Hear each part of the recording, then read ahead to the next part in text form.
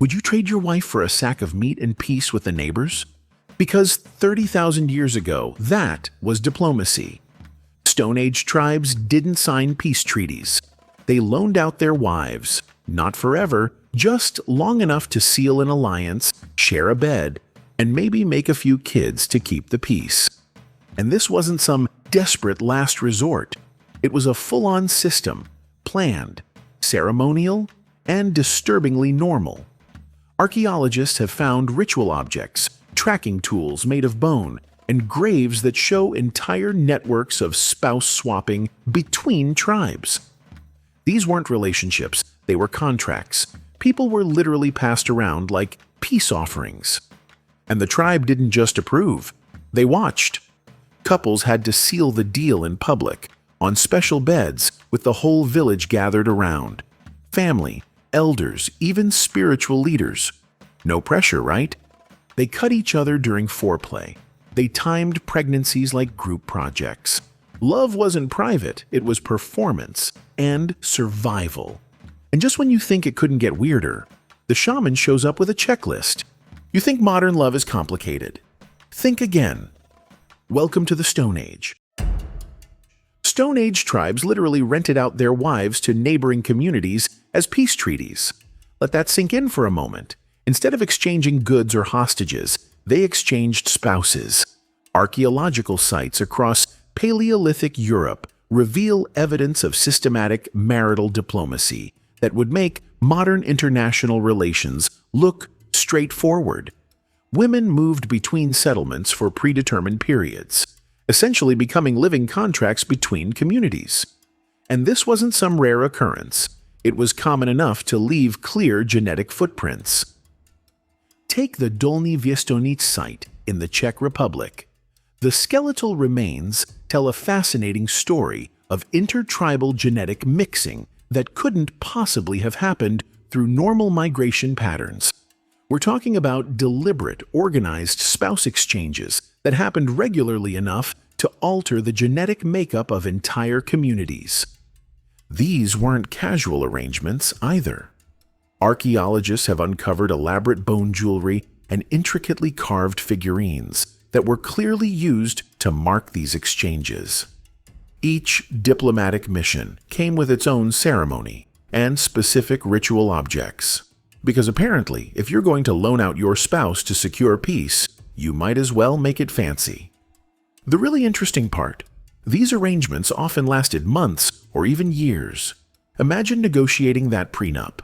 The evidence suggests that children born during these exchanges were considered members of both communities, creating a web of family ties that helped maintain peace between groups.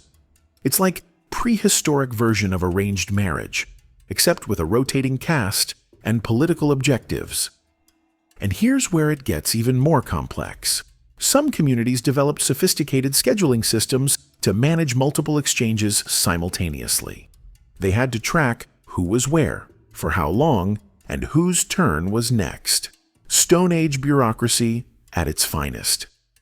The practice was so successful at preventing tribal warfare that it persisted for thousands of years, which, when you think about it, might say something profound about human nature, or at least about our eternal willingness to complicate relationships in the name of peace.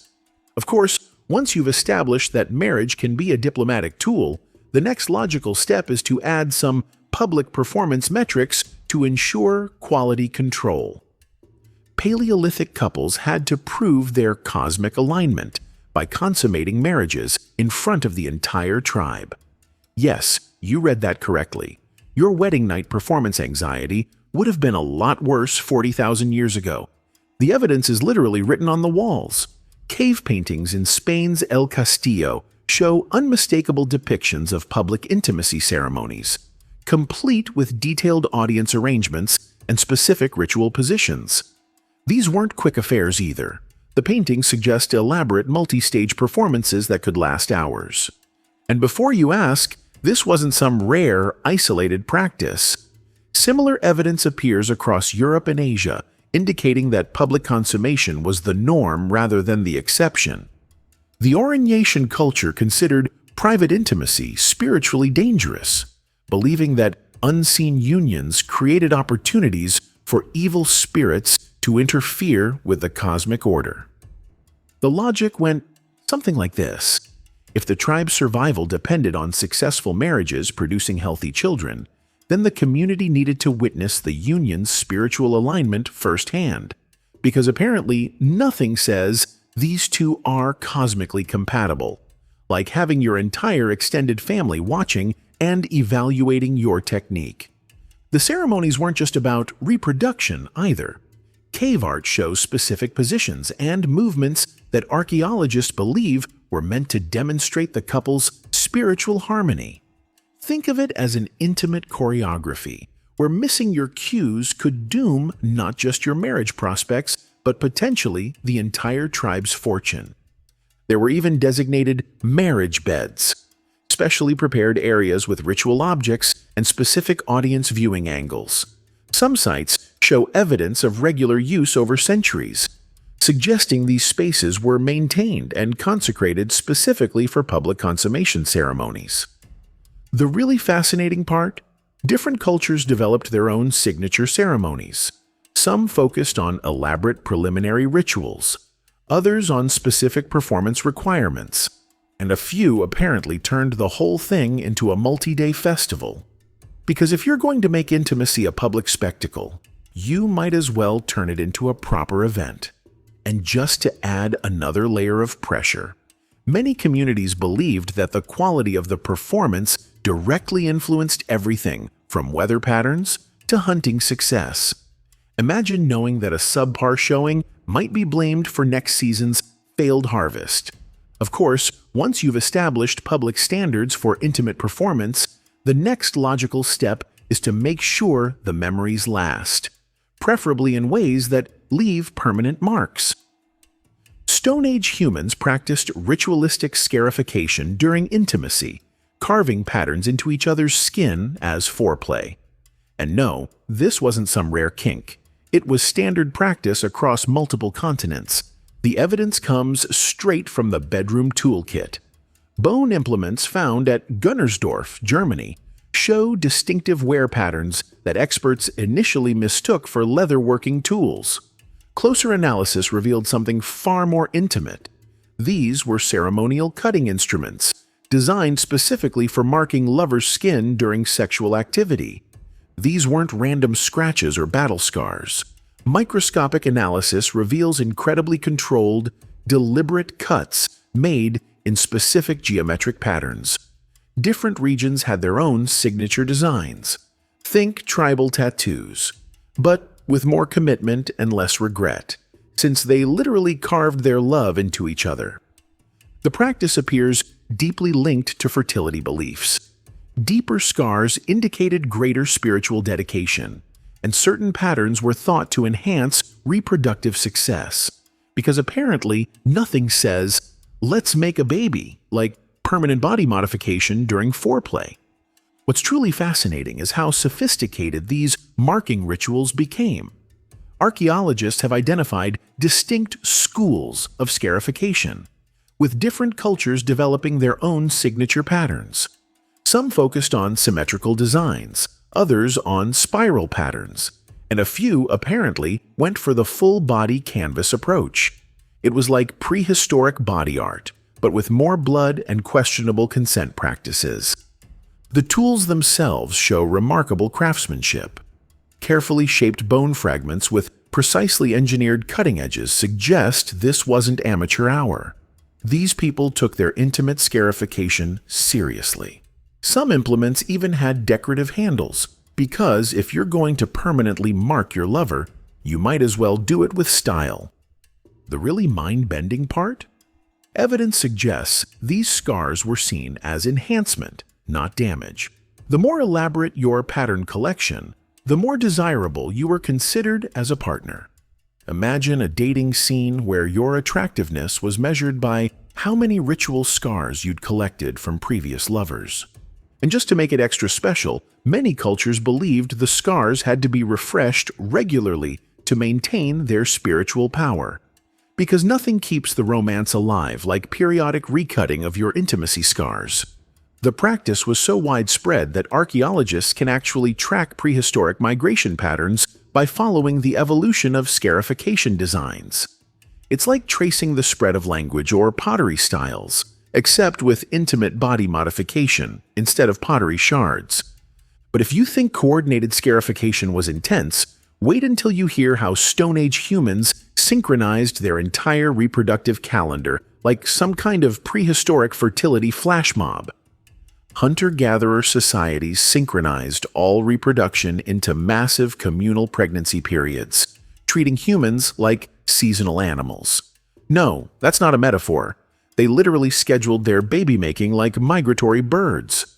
The evidence is written in bones. Skeletal remains from multiple Mesolithic sites show birth clustering that defies statistical probability. We're talking entire communities conceiving within weeks of each other, year after year. The Starcar site in Yorkshire isn't just a prehistoric settlement. It's a testament to reproductive coordination that would make a modern fertility clinic blush. This wasn't some happy accident of everyone feeling frisky at the same time. Analysis shows deliberate timing linked to food abundance cycles. Think about it. If everyone gives birth when food is plentiful, everyone has a better chance of survival. It's biological central planning that would make Soviet economists jealous. The logistics are mind-boggling. Women's menstrual cycles actually synchronized. Specific foods and activities were used to trigger community-wide fertility. Imagine an entire village deciding, okay, next month is baby month, and actually making it happen. But wait, it gets better. These synchronized pregnancies created prehistoric baby booms, followed by years of coordinated child rearing. Every kid had built-in playmates exactly their age. Every parent had a support group going through the same stages. It was like a prehistoric parenting club, minus the social media humble brags. The archaeological evidence suggests they took this deadly seriously. Specific moon phases marked fertility windows. Certain foods were banned or required depending on the reproductive schedule. Some sites even show evidence of temporary housing arrangements designed specifically for this synchronized baby-making season. And because humans gonna human, they turned it into a competition. Cave art suggests some communities tracked and celebrated their synchronization success rates. Nothing says tribal pride like having your whole village's pregnancy test come back positive on the same day. The real kicker? This system actually worked. Infant survival rates were higher in communities that practiced synchronized reproduction. Turns out there's something to be said for planning your population boom around resource availability instead of just winging it. Of course, coordinating your entire community's reproductive schedule required some serious social engineering, which might explain why they developed such elaborate systems of intimate accessories and courtship displays. Stone Age humans wore elaborate genital decorations made from animal bones and teeth during courtship displays. Yes, you read that correctly. Prehistoric people were accessorizing their intimate areas with carnivore parts thousands of years before anyone invented underwear. The evidence comes straight from the Grotte du Renne in France, where archaeologists discovered dozens of perforated carnivore teeth and shaped bone fragments that were clearly designed as intimate jewelry. And these weren't just ceremonial pieces kept in a cave drawer. Wear patterns indicate regular, enthusiastic use. The Châtel-Perronian culture apparently believed anatomical enhancement improved mating success. They created prehistoric equivalents of modern intimate accessories, crafting increasingly elaborate designs over generations. Because even 45,000 years ago, humans were already obsessing over performance enhancement. Different regions developed their own signature styles, like prehistoric fashion houses. Mediterranean cultures favored delicate bird bones, carefully carved and polished. Northern tribes went for maximum impact with bear and wolf teeth, presumably because nothing says, "mate with me," like decorating yourself with apex predator parts. The craftsmanship was surprisingly sophisticated. Microscopic analysis shows precise drilling techniques that would challenge modern jewelers. Some pieces even had specialized attachment methods to prevent embarrassing mishaps during enthusiastic courtship displays. But it wasn't just about aesthetics. These accessories served as status symbols and tribal identifiers. The more exotic the materials, the higher your dating market value. Some specimens show evidence of long-distance trade, suggesting people would travel hundreds of miles just to acquire distinctive, intimate bling. The really fascinating part? We can track cultural exchange through these intimate accessories. When we find Mediterranean-style pieces in northern territories, it's basically prehistoric evidence of successful dating tourism. Archaeological evidence suggests these decorations were often given as courtship gifts, making them the Stone Age equivalent of expensive jewelry, just worn in much more private locations. Some burial sites include massive collections, suggesting either very successful dating lives or the world's first intimate accessory hoarders. And because humans never change, there's evidence of competitive escalation. Over time, the pieces became more elaborate, more intricate, and more anatomically ambitious. It was basically an arms race of intimate decoration that lasted thousands of years. But individual enhancement was apparently just the warm-up. Once people mastered personal decoration, they moved on to synchronized group activities that make modern relationship dynamics look positively tame. Prehistoric communities practiced ritual spouse swapping during lunar eclipses, believing celestial alignment required marital mixing to prevent disasters.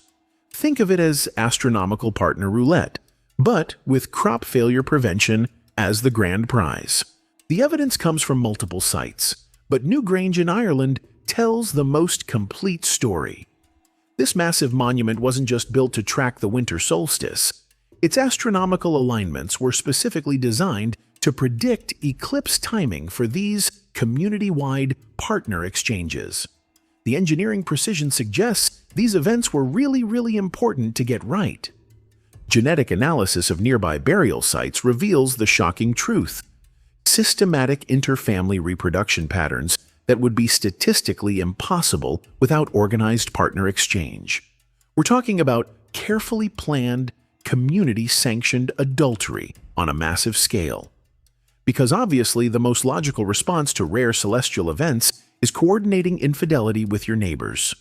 These weren't chaotic free-for-alls either. Carved stones at various sites show specific pairing rules and rotation schedules that would impress a modern project manager.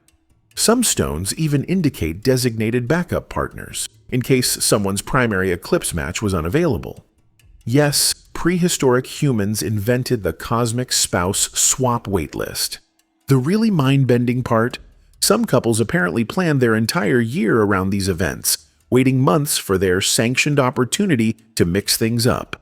Archaeologists have found calendar stones with eclipse predictions marked alongside partner assignments, like some kind of prehistoric social planner.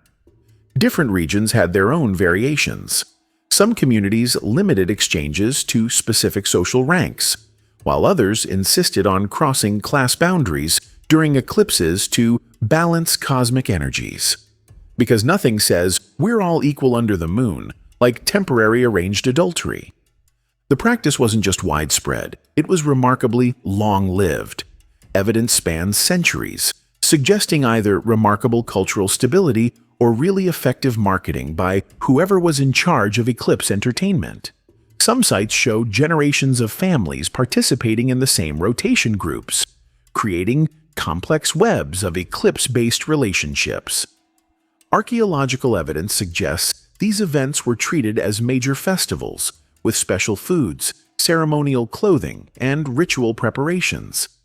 Communities would spend weeks getting ready, probably making modern holiday planning look casual by comparison. Some sites even have dedicated eclipse chambers where chosen pairs would align with the celestial bodies. But here's the kicker. When eclipses failed to appear on schedule, some communities apparently made up for lost time with double sessions at the next event. Because nothing says we take our cosmic duties seriously like bonus rounds of sanctioned partner swapping. And if you thought eclipse-based intimacy scheduling was intense, just wait until you hear about couples who took their commitment to the absolute extreme, right into the afterlife. Stone Age couples were sometimes buried alive together to ensure eternal union in the afterlife, because apparently regular marriage wasn't permanent enough for prehistoric romantics. The Sungir burial site in Russia tells the most disturbing story. Archaeologists found a double grave containing two perfectly healthy adults, with bone analysis confirming simultaneous death. No disease, no violence. Just two people who decided to check out together. And they weren't alone in this choice. The grave goods tell us this wasn't punishment. It was considered an honor. The couples were buried with elaborate jewelry, rare furs, and enough valuable tools to outfit a prehistoric luxury condo. These weren't criminals.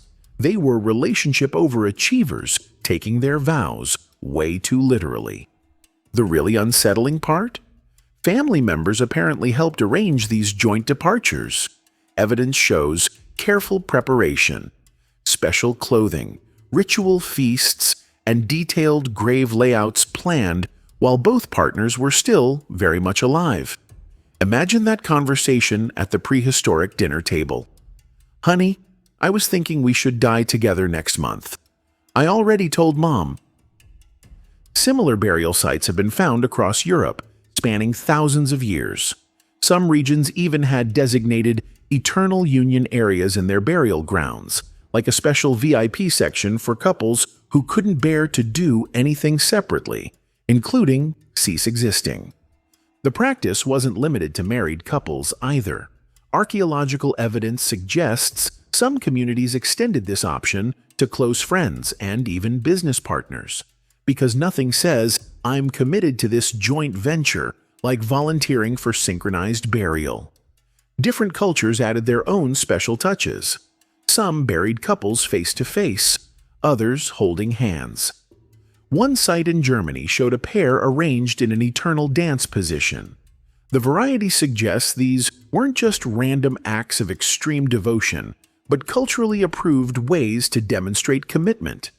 Think of it as prehistoric relationship status updates, but permanent. The most fascinating finds are the graves containing preparation materials, special herbs, ritual objects, and what appears to be ancient sedatives. Yes, prehistoric humans invented death doula services for couples who wanted to ensure their joint exit was properly choreographed. But here's the detail that really makes you question prehistoric relationship standards. Some sites show evidence of waiting lists. Apparently, prime burial spots were so coveted that couples had to reserve their joint grave in advance. Nothing says relationship goals quite like planning your simultaneous death years ahead. And if you think that's intense, just wait until you hear about the couples who couldn't decide if they wanted to increase or decrease their family size. So they tried to do both at the same time with the same substance. Neolithic peoples used fermented mare's milk as both aphrodisiac and contraceptive, somehow believing it worked both ways simultaneously. Yes, you read that correctly. They thought the same drink could either get you pregnant or prevent pregnancy, depending on your intentions. The evidence comes from Botai, Kazakhstan, where archaeologists found something fascinating. Pottery residue analysis revealed systematic mare's milk fermentation alongside both fertility figurines and birth control implements. This wasn't a case of different groups having different beliefs. The same communities were using identical substances for opposite purposes. The logic, if you can call it that, went something like this: fresh fermentation for fertility, aged fermentation for prevention. Because apparently, prehistoric humans thought milk developed contraceptive properties if you just left it sitting around long enough. Modern analysis suggests the fermentation process did create compounds that could influence hormone levels. They were accidentally onto something, even if their understanding was about as clear as the milk itself. Different preparation methods evolved into elaborate rituals. Some vessels show evidence of specific heating patterns, while others were deliberately kept cool. Couples would drink from matched sets of containers, presumably while really focusing on whether they wanted to start a family or not. The real kicker? It sort of worked, sometimes. The fermentation process created compounds that could either boost or suppress fertility depending on the specific bacterial cultures involved. They had accidentally stumbled onto primitive biochemistry through trial and error, even if their explanation involved more spirits than science. Communities developed increasingly complex rules about when to drink which version. Some required couples to consume the opposite of what they wanted at the new moon, believing the growing moon would reverse the effect. Others insisted the woman drink for fertility while the man drank for prevention, creating some very confused reproductive messaging. Archaeological evidence suggests some couples hedged their bets by drinking both versions simultaneously. Just to cover all bases. Imagine trying to explain that logic to your local fertility specialist. Well, doctor, we're drinking pregnancy-causing milk and pregnancy-preventing milk at the same time, so something's bound to work, right? The practice spread across Central Asia, with different regions adding their own special ingredients to the basic mare's milk formula. Some added honey for fertility, others added herbs for prevention. A few ambitious communities apparently tried adding both, creating prehistoric cocktails that must have left drinkers very uncertain about their reproductive future. The most dedicated practitioners even kept detailed records, marking their pottery with different symbols to track which version worked best.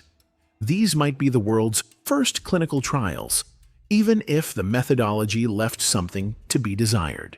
But if you think trying to use the same substance as both baby maker and baby blocker was confusing, wait until you hear about their dating system. Turns out, prehistoric humans had some very specific ideas about how to check compatibility before getting serious.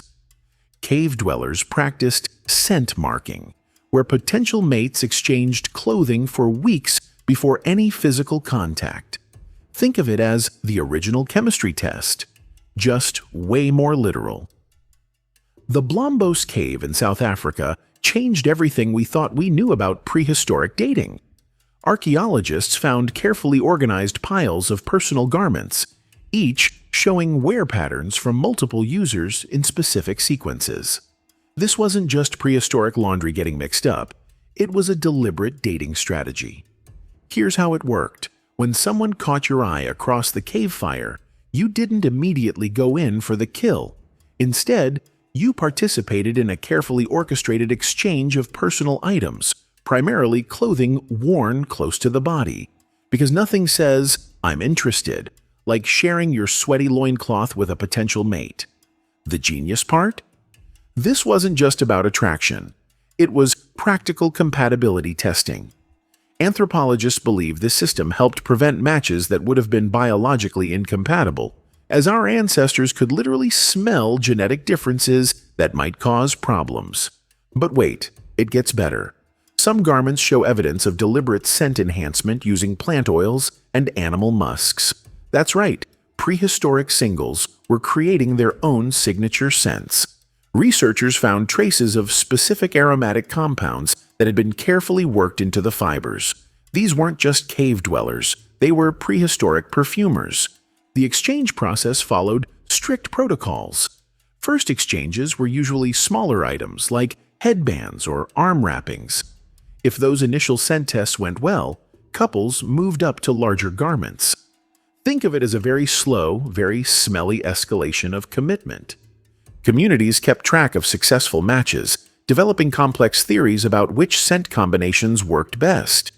Some caves show evidence of designated exchange areas, where garments would be stored between swaps, creating prehistoric dating libraries. The most fascinating part? The system apparently worked. Genetic studies of burial sites near these caves show remarkably stable populations with healthy genetic diversity, suggesting they were pretty good at matching compatible partners. Of course, this led to some interesting social dynamics. Popular individuals might have their garments in high demand, while others had to work harder on their scent profiles. Some evidence suggests people would borrow particularly successful garments from relatives, hoping to replicate their matching success. The practice spread across continents, with different cultures adding their own twists. Some groups added ceremonial dances while wearing potential partners' clothes. Others developed elaborate rules about how long each exchange should last, based on lunar cycles. But if you think having your potential mate literally smell test you for weeks sounds awkward, just wait until you hear about what happened after you found a match. Because once you were paired up, your intimate life became everybody's business, especially the shamans. Stone Age shamans served as official intimacy inspectors, monitoring couples' private lives and prescribing specific positions for spiritual purposes. If you thought your relationship needed more privacy, prepare to be horrified. The Çatalhöyük site in Turkey blew archaeologists' minds when they discovered specialized shaman quarters plastered with wall paintings showing detailed, intimate instructions. We're not talking vague suggestions here. These were step-by-step diagrams with astronomical alignments and seasonal variations. Because apparently, the position of Mars really mattered when getting cozy with your partner. These weren't optional guidelines either. Evidence suggests shamans regularly inspected couples to ensure they were following cosmic protocols. They kept detailed records using complex symbol systems, tracking everything from frequency to specific techniques. Think of it as a prehistoric Kama Sutra, but with mandatory compliance reviews. The really wild part? Different shamans specialized in different aspects of intimate life. Some focused on fertility optimization, others on spiritual alignment, and some apparently specialized in harmonious coupling techniques. Yes, that means exactly what you think it means. These were the world's first certified relationship counselors, complete with their own professional territories and specialty practices. Archaeological evidence shows these shamans took their work seriously. They developed elaborate diagnostic tools, including carved implements for measuring cosmic alignments during intimate moments. Because nothing says romance like someone checking your angular alignment with the winter solstice. The inspections followed strict seasonal schedules. Some cave paintings show couples receiving different instructions based on lunar phases, solstices, and even weather patterns. Apparently, Thunder demanded its own special protocol. Of course they did. But here's where it gets truly bizarre. Communities kept detailed records of which techniques produced the best results. Success wasn't just measured in pregnancies. They tracked everything from crop yields to hunting success. Believing proper intimate alignment affected the entire tribe's fortune. Talk about performance pressure. Some sites even reveal evidence of improvement ceremonies, where couples struggling with their cosmic alignment would receive intensive instruction from multiple shamans. These weren't just counseling sessions. They were full-on theatrical productions with costumes, props, and audience participation. Because clearly, the only thing better than having your intimate life monitored is having it critiqued by a committee. The practice was so ingrained that some communities built special chambers for these inspections, complete with aligned skylights and acoustic features. Imagine building an entire room specifically designed for someone to grade your romantic technique. That's commitment to the cause. Most fascinating, this system lasted thousands of years across multiple cultures. Either it worked well enough to justify its existence, or humans have always been willing to try absolutely anything if someone calls it spiritually necessary. All of which makes modern relationship therapy look positively hands-off by comparison. Though honestly, given how some couples communicate today, maybe having a designated intimacy inspector wasn't the worst idea our ancestors had. And if you're feeling thankful that at least modern society keeps bedroom matters private, just wait until you hear about what the neighbors were up to. Because prehistoric communities had some very creative ideas about shared resources, including each other. So next time you complain about modern dating being complicated, remember, at least you don't need tribal approval, ritual scarification, or a shaman's bedroom inspection. Though honestly, given some dating app profiles I've seen, maybe the Stone Age approach wasn't entirely wrong about requiring community oversight and professional guidance.